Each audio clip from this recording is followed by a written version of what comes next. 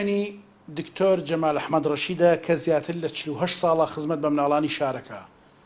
ئەمڕۆ پیاوەبەخشندەکەی شار کۆچی دوایی کرد. تر مناڵانی شار نانە ژێر دەستی دکتۆر جەمال و ئەلێرەدا ڕابکشێن و ئەبەمە پشکینیان بۆ بکات. دکتۆر جەمال پیاوێک پڕ لە میهرەبانی لێوان لێ و لە بەخشندەی بۆ مناڵانی شار. لە نۆرینگەکەیدا سەدان مناڵ هێشتا بۆ چارەسەر ناویان تۆمار کرا و لە چاوەڕوانی گەڕانەوەیدان، بەڵام بێ ئاگا بوون لەوەی کە مەرگ جارێکی تر ڕێگە بە دیتنەوەیان نادا. هەموو ڕۆژێک لە ژیانما 2 ساڵ زیاتر لە سەعاتەکانی دەوام کردووە.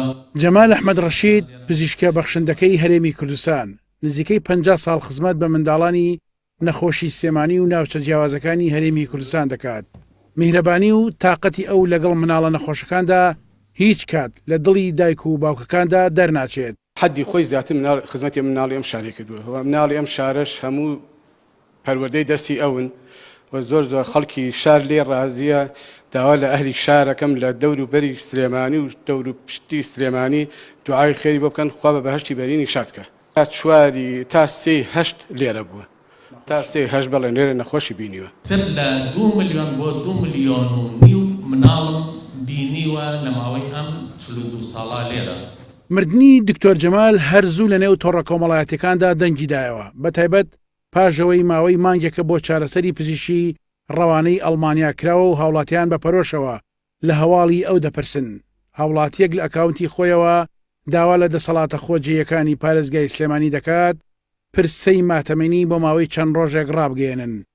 زۆر لێبوردە بوو و زۆر حەزی بە خزمەتی خەڵکە کرد. بۆ نمونە ئەو ڕۆژەی کە ڕۆی بۆ ئەڵەمانیا بۆ نەخۆشە سەختەوە کە قاچێکی لە دووی نەئەهات بە عەرەبانە ئێمە ئەم لاولامان پێکرد. سێرم کرد نیوە ڕۆژ شەوێک کە تەیاری هەبوو بڕوا، سێرم کرد خۆی گۆڕی وتەمە بۆ چۆ ڕێی دکتۆر وەڵاهی ئەبێ بچم بۆ عیادەتم. دکتۆر تۆ عیادە ئەمڕۆ وتی لە قەڵاتزێەوە تەلەفۆنێکیان بۆ کرد و مناڵێک علاجەکەی لە دەستی منایە نەچم ئەو مناڵان نەبینم زەمیرم قبول ناکات ئەم شارە بەجێ بڵێ. دکتۆر جەمال ئەحمەد ڕەشید ماوەی زیاتر لە 48 ساڵە پزیشکی پسپۆڕی نەخۆشیەکانی مناڵان و پرۆفیسۆری یاریدەدەر لە کۆلێژی پزیشکی زانکۆی سلێمانی بووە. لە ماوەی ڕابردوودا نرخی نۆرینگەکەی کرد بە 5,000 دینار، لە کاتێکدا بە یاسای سندیکا دەیتوانی 20,000 دینار وەربگرێت. جگەلەوەش هەرچەندە خاننشین بوو بەڵام لە نەخۆشخانە دەوامی کردووە بەهۆی ئەو خزمەتە زۆرەی کە لە ڕابردوودا کردبووی لە سلێمانی لە مەراسیمێکدا ڕێزی لێنراوە. ئەم پزیشکە ساڵی 1944 لە سلێمانی لەدایک بوو و ساڵی 1968 کۆلێژی پزیشکی تەواو کردووە. سەرەتا وەک پزیشکی گشتی لە بواری مناڵان کاری کردو و دواتر بووەتە پزیشکی پسپۆڕی مناڵان و 50 ساڵ چارەسەری مناڵانی کوردستانی بە گشتی و منداڵانی شاری سلێمانی بە تایبەت کردووە. دکتۆر جەمال مامۆستایەکی زۆر لێ هاتوو بووە لە پەروەردەکردنی پزیشکانە کلێنێکی زۆر گەورە بەجێڵێ و هەروە پزیشکێکی بەتوانا بووە لە چارەسەرکردنی مناڵان و نەخۆشی مناڵانە کلێنێکی زۆر گەورە بەجێڵێ و هەروەها دکتۆر جەمال کەسێکی خێرخواز بوو خۆتان نەزان تا ئێستش پێشکۆچی دوایی کلینیکەکەی بە پارێکی زۆر ڕەمزی نەخۆشیە بینی. لەوەشە خەڵکی فەقیر و هەژار کلێنێکی زۆر گەورە لە ناوەندی خزمەتکردنی فەقیر و هەژارە بەجێڵەوە پیاوێکی ناسراوی شاری سلێمانیشە و لەوەشە هەر بۆ خۆی فراغێک بەجێڵێ.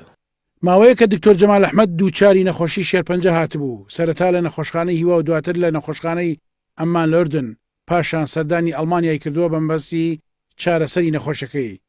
پسپۆڕە کوردە بەنێوبانگەکەی مناڵان بۆ جاری دووەم سەردانی ئەڵمانیای کردووە، بەڵام نەگەڕایەوە کوردستان و لە نەخۆشخانەی ئەو وڵاتە کۆچی دوایی کرد.